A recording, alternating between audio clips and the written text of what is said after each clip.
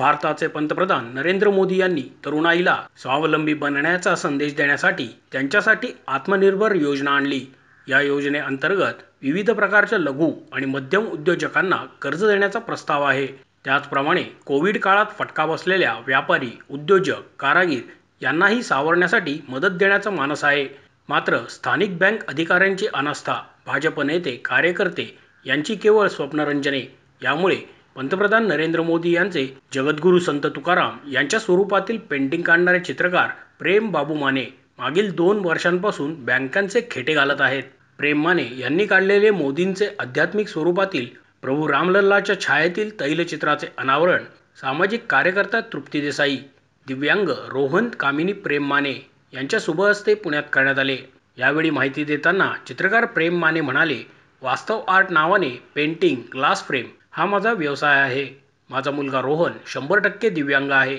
Corona काळात अनेक व्यवसायांना फटका बसला, तसाच आर्थिक फटका मलाही बसला। या आर्थिक संकटातून बाहेर पडण्यासाठी मला आर्थिक मदतीची गरज आहे। यासाठी मी बँक ऑफ महाराष्ट्रकडे कर्ज मागितले। मागील 2 वर्षे मी त्यासाठी पाठपुरावा करतोय, मात्र बँक अधिकारी दाद देत नाहीत। मला 10 लाख रुपयांचे कर्ज देण्याची संमती एका वरिष्ठ अधिकाऱ्याने दिली, मात्र स्थानिक अधिकाऱ्यांनी त्यातही खोडा घातल्याने मला रस्त्यावर येण्याची वेळ आली आहे। संत तुकाराम यांच्या भक्तीत मी तल्लीन झालेला चित्रकार आहे।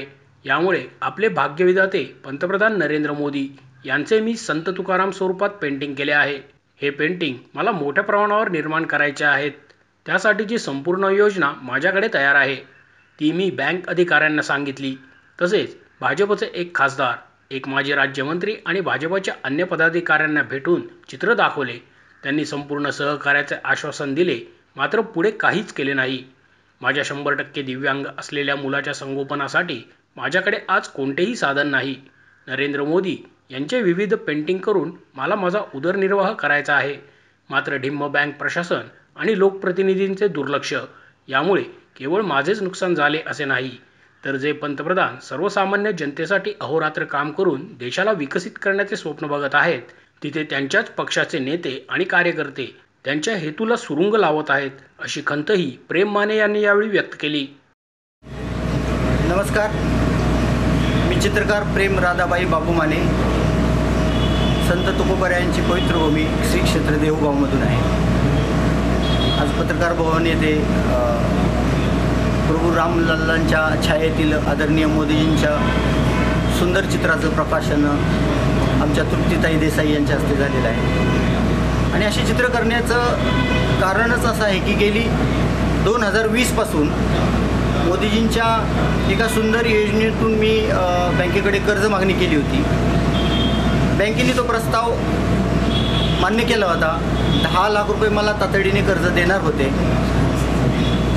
पुण्याचे झोनल ऑफिसर मोठे अधिकारी असताना तो प्रस्ताव मान्य झाला होता आणि त्यानंतर 4 दिवसांनी मला 4 कारणं देऊन ती माझी फाईल मला परत दिली आणि माझ्यासारख्या चित्रकाराची उमेद निराश झाली।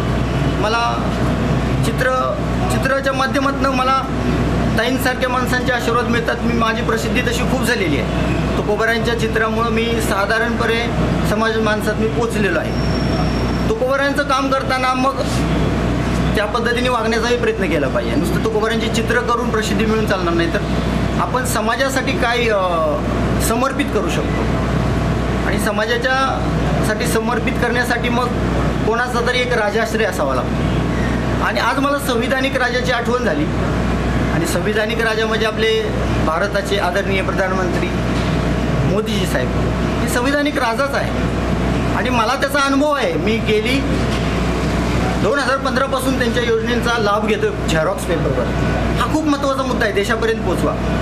झेरॉक्स पेपरवर 4 लाख रुपये मुद्रा योजनेतनं मला मिळालेले आहेत। आणि त्यानंतर कोरोना आला, कोरोनामध्ये जग ठप्प झालं, भारत ठप्प झाला आणि मोदीजींची एक आत्मनिर्भर योजना आली। त्या योजनेतून मी बँकेकडे 1 कोटीची मागणी केली आणि 10 लाख रुपये तातडीने द्या बाबा, माझ्यावर विश्वास ठेवू नका, माझा सिबिल खराब आहे, NPA खातं आहे आणि खूप मोठी रक्कम पण मलाही माहिती आहे, पण मला देशसेवेसाठी चित्राच्या माध्यमातून निधी गोळा करायचा आहे आणि प्रधानमंत्र्यांच्या सहायता निधीला 2 रुपये माझे द्यायचे, 2च रुपये जमतील पण ते द्यायचे।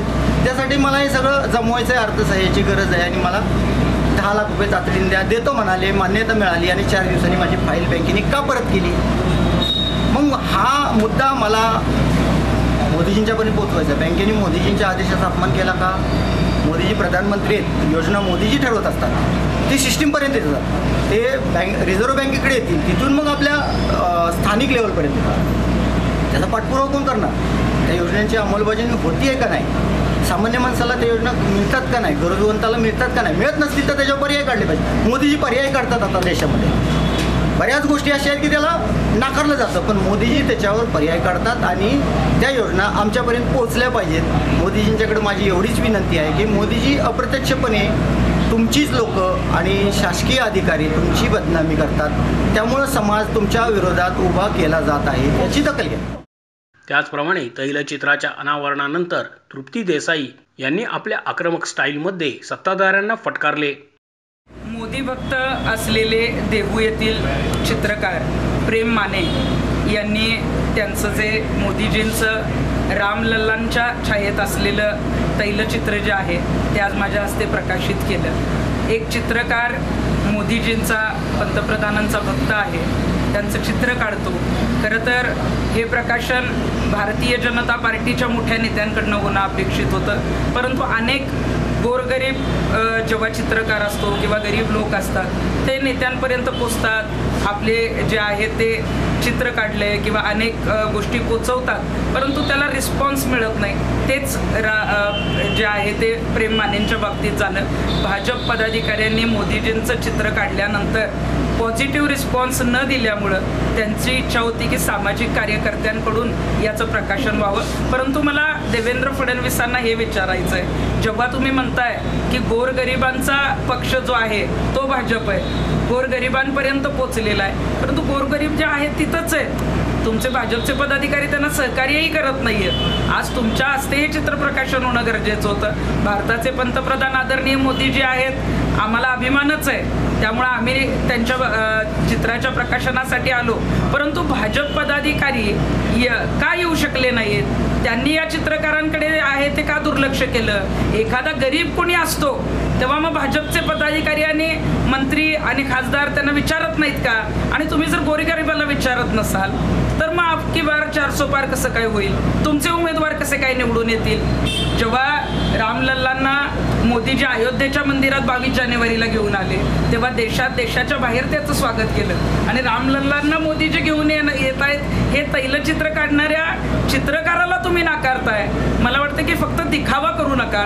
गोरगरिबांनी केलेलं सुद्धा काम जे आहे त्याची दखल भाजपने घेणं गरजेचं आहे, तर पुढे पक्ष जो आहे तो टिकू शकतो, कार्यकर्ते टिकू शकतात, पुढे सत्ता येऊ शकते. त्यामुळे मला वाटतं की मी प्रेम मानेंचं अभिनंदन करेन. मोदीजींचे अनेक भक्त आहेत, अनेक जणांनी त्यांची मंदिरं बांधलेली आहेत आणि आज त्यांचं जे तैलचित्र आहे ते खूप चांगल्या पद्धतीनं प्रेम मानेंनी जे आहे ते इथं साकारलेलं आहे आणि त्याचं आज प्रकाशन जे आहे ते संपूर्ण झालं असं मी जाहीर करते. मोशी न्यूज नेटवर्कसाठी मोहित शिंदे, पुणे.